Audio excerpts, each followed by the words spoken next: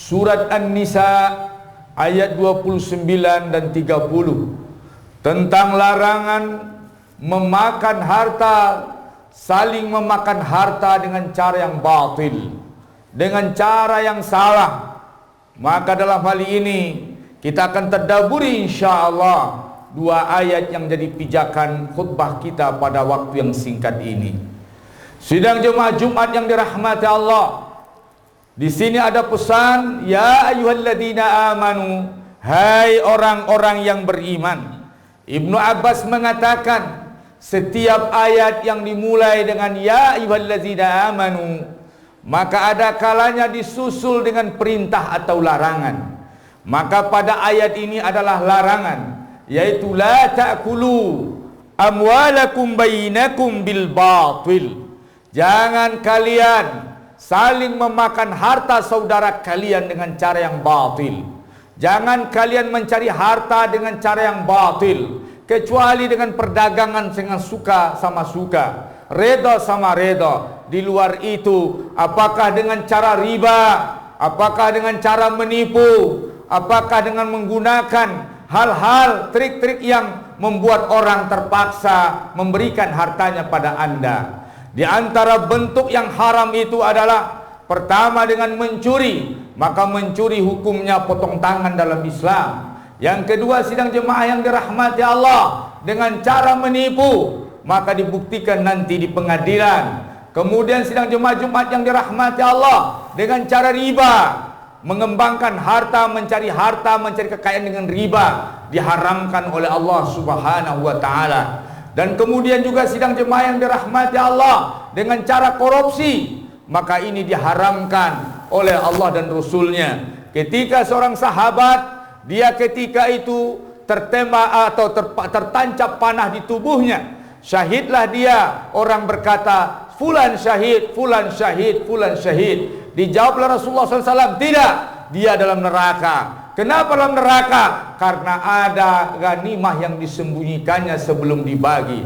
Dia telah korup, dia telah mengambil harta bersama, dia telah menyikat harta milik bersama, dia telah menyikat milik negara, dia telah menyikat milik rakyat, dia telah mengambil dana bansos dan yang lainnya. Orang-orang yang mengambil harta-harta rakyat, harta negara, maka nanti dinyalakan neraka oleh Allah Subhanahu wa taala. Walaupun dia syahid, walaupun dia meninggal di medan tempur, tapi Rasul katakan dia dalam penjara. Apalagi dia bukan di medan tempur, apalagi sholatnya jarang, apalagi kesolehnya tidak terwujud, akidahnya rusak, dia tidak pro Islam sepenuhnya, maka sudah pasti neraka dinyalakan Allah untuk para koruptor. Dana bansos disikat, dana rakyat disikat, dana kemudian dengan cara-cara apapun diusahakan rakyat ini dimanfaatkan kekayaannya untuk kepentingan-kepentingan para koruptor. Sidang jemaah Jumat yang dirahmati Allah, maka dikatakan jangan kalian memakan harta dengan kezoliman, dengan kebatilan. Juga disebutkan ma'ukhiza bisayfil haya fahuwa raddun, dalam riwayat yang fahuwa haramun. Jangankan dengan kekuatan dan kezoliman, sesuatu yang diambil dengan kekuatan rasa malu, dengan kekuatan orang tidak mungkin menolak, maka itu pun haram, apalagi dengan pedang kekuasaan. Sidang jemaah Jumat yang dirahmati Allah, wala ta'kulu amwalakum bainakum bil batil. Jangan kalian makan harta sesama kalian, kalian ambil dengan cara yang batil. Sidang jemaah Jumat yang dirahmati Allah, sidang jemaah Jumat yang dirahmati Allah, seluruh harta yang diambil dengan cara yang batil hukumnya haram. Maka tahukah Anda akibat memakan harta yang haram? Maka selama 40 hari 40 malam doa Anda ditolak oleh Allah. Selagi Anda juga 40 hari 40 malam solat Anda ditolak oleh Allah, doanya ditolak, solatnya ditolak, berdasarkan hadis Imam At-Tirmizi. Dalam hal ini sidang jemaah Jumat yang dirahmati Allah, hati-hati dengan yang haram. Seseorang ketika itu, kata Nabi dalam hadis Bukhari, Dia berjalan di tengah padang pasir, rambutnya berdebu, tubuhnya berdebu, rambutnya kusut, matanya merah, lidahnya terjulur, meminta-minta pada Allah, "Ya Rab, ya Rab, ya Rab." Kata Nabi, "Fa anna yustajabalah." Bagaimana mungkin orang ini doanya dikabulkan? Sesungguhnya masrabahu haram, minumannya haram, wa mat'amahu haram, ta'amahu haram, makanannya haram, wa malbasahu haram, pakaiannya haram, maka doanya ditolak walaupun syarat-syarat darurat sebagai syarat ijabah doa sudah lengkap pada orang itu. Allah tidak pernah kasihan kepada mereka. Sidang jemaah Jumat yang dirahmati Allah, maka hati-hati dengan yang haram. Rasulullah sallallahu alaihi wasallam keluar datang dari luar kota, haus dan lapar bercampur pada Rasulullah. Dilihat ada sebiji kurma di atas tempat tidur. Rasa haus, rasa lapar andaikan terobati dengan sebiji kurma. Diambil sebiji kurma itu, kemudian ditelan oleh Rasulullah sallallahu alaihi wasallam. Terpikir, dari mana asal kurma yang satu itu? Ditanya istri tercinta Bunda Aisyah, "Ya Humairah, wahai istriku yang pipinya kemerah-merahan, tahukah engkau ada sebiji kurma di atas tempat tidur? Dari mana asalnya? Apakah itu kurma sisa kurma sedekah yang aku haram memakan sedekah, atau itu memang halal untukku?" Kemudian ketika itu Aisyah menjawab, Bunda Aisyah menjawab, "Saya tidak ingat ya Rasulullah kalau ada sebiji kurma di atas tempat tidur." Kata beliau, gara-gara sebiji kurma yang aku tidak tahu asal usul halal haramnya, sampai besok saya tidak bisa tidur walaupun dia capek dari luar kota, di luar daerah, namun ketika itu tidak bisa tidur memikirkan asal usul satu biji kurma yang apakah halal, apakah haram. Sebuah sidang jemaah yang dirahmati Allah, suatu hari Abu Bakar As-Siddiq dihidangkan makanan oleh pembantunya. Kemudian ketika dihidangkan oleh pembantunya, kemudian ketika itu dimakanlah makanan tersebut. Sang pembantu berkata, sang budak berkata, "Ya Amirul Mukminin, tahukah engkau dari mana asal makanan itu?" "Saya tidak tahu, engkau yang menghidangkan. Dahulu aku semasa jahiliyah kerjaku bertenung, kerjaku berdukun. Kemudian ketika tadi di pasar ketemulah salah seorang pasienku. Dia dulu lupa memberikan balasan kepadaku, upah kepadaku. Tadi pagi diberikan kepadaku upah bertenung dan bersihir, upah berdukun. Akhirnya aku belikan ke makanan dan inilah yang aku hidangkan untukmu." Maka sontak Abu Bakar terperanjat. Dia berdiri, lari keluar, dia masukkan telunjuknya ke kerongkongannya, dia muntah-muntahkan. Kemudian heranlah, dia muntahkan makanan itu. Ketakutanlah sang pembantu, dia bertanya, "Wahai Amirul Mukminin, kenapa seperti ini?" Apa kata Abu Bakar As-Siddiq? "Seandainya usus-ususku yang tersentuh oleh makanan ini bisa aku muntahkan, maka aku akan memuntahkannya." Karena Rasulullah SAW bersabda, tidak ada daging, darah dan daging yang berasal dari benda yang haram, melainkan yang berhak melahapnya adalah api neraka. Sidang jemaah Jumat yang dirahmati Allah, hari ini orang juga mudah-mudah saja mengambil dengan yang haram. Peluang memakan harta yang haram adalah dengan pedang kekuasaan. Dengan pedang kekuasaan. Suatu hari sidang jemaah yang dirahmati Allah, yaitu Khalifah bebas, Az-Zahir bebas. Ketika itu dia mengeluarkan keputusan. Keputusan itu diminta ulama mendukungnya, bahwasanya negara butuh uang, negara butuh harta. Maka diambillah keputusan seluruh daerah-daerah perbatasan asetnya ditarik kepada negara, yaitu aset rakyat, harta rakyat ditarik untuk negara, karena negara butuh dana. Maka sidang jemaah Jumat yang dirahmati Allah, ulama-ulama pengecut mengakekannya, ulama-ulama yang ketakutannya ikut berfatwa. Yang takut sama bebas, dia berfatwa mendukung keputusan penguasa pemerintah di zaman itu. Tinggal satu imam yang sangat berpengaruh, yaitu Imam An-Nawawi, ada bebas. Kemudian ketika itu Khalifah bebas mengatakan, "Hai Nawawi, kenapa engkau tidak mendukung keputusanku? Semua ulama sudah mendukung keputusanku, hanya engkau yang tidak mendukung. Kenapa engkau tidak dukung? Negara butuh uang, kita harus mengambil uang, meminta uang pada rakyat. Apa jawab Imam An-Nawawi? Wahai Amirul Mukminin, saya tahu ribuan pejabat-pejabatmu kaya raya yang engkau beri dengan harta negara. Saya juga tahu budak-budak pelayan-pelayanmu, bidadari yang kau jadikan jawarimu, pelayan-pelayan budak-budakmu yang jumlahnya lebih ratusan, engkau berikan perhiasan-perhiasan mahal, engkau fasilitasi dengan harga yang mahal. Nah, kalau seperti itu, engkau tarik dulu kekayaan para pejabatmu, karena itu asalnya uang negara.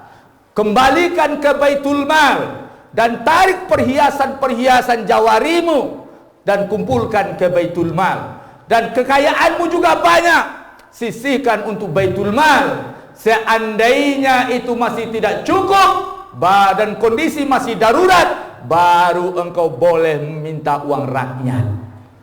Sidang jemaah yang dirahmati Allah, maka Imam Nawawi mengambil keputusan fatwa. Maka untuk itu fatwaku yang engkau lakukan hari ini, mengambil harta rakyat dengan alasan negara miskin, maka hukumnya haram menurut Imam An-Nawawi. Terkejutlah Bebes, di sebelah Bebes ada ulama sultan, penguasa juga punya ulama, di sebelahnya ada ulama besar di sebelahnya. Maka ketika itu Bebes berkata, Bebes menarik pedangnya akan memancung leher Imam Nawawi.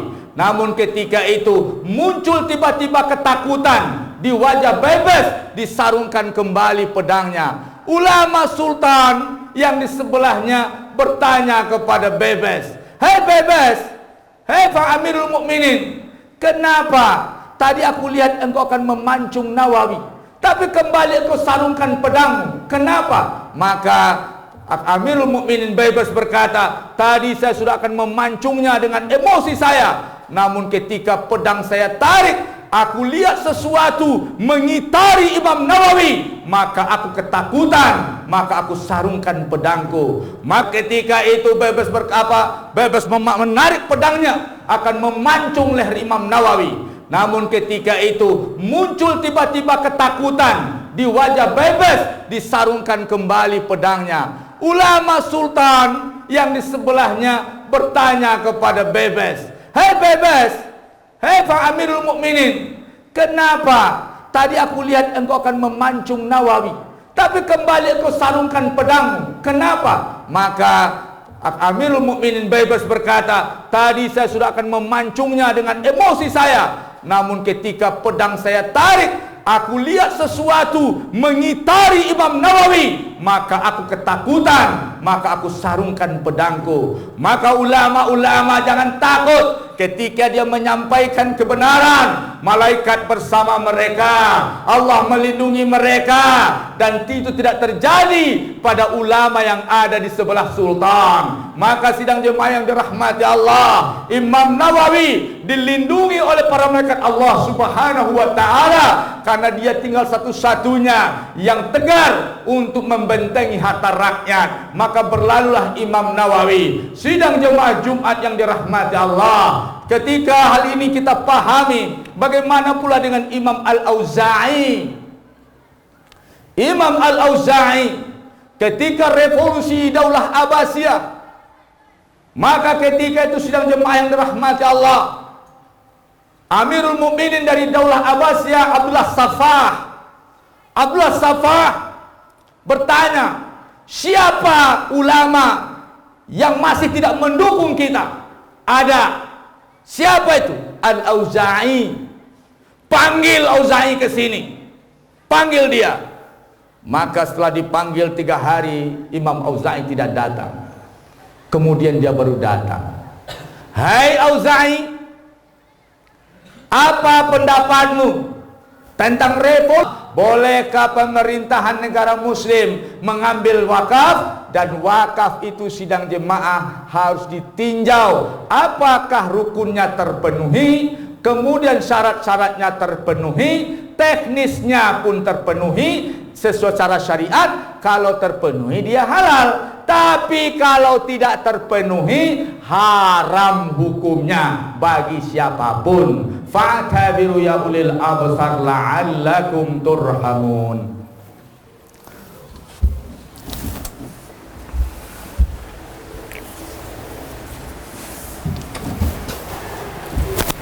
Alhamdulillahi rabbil alamin, wa bihi nasta'in ala umuri dunya waddin. Asyhadu an la ilaha illallah wa asyhadu anna Muhammad Rasulullah. Ibadallah, usikum wa nafsi bittaqwallah, faqad fazal muttaqun.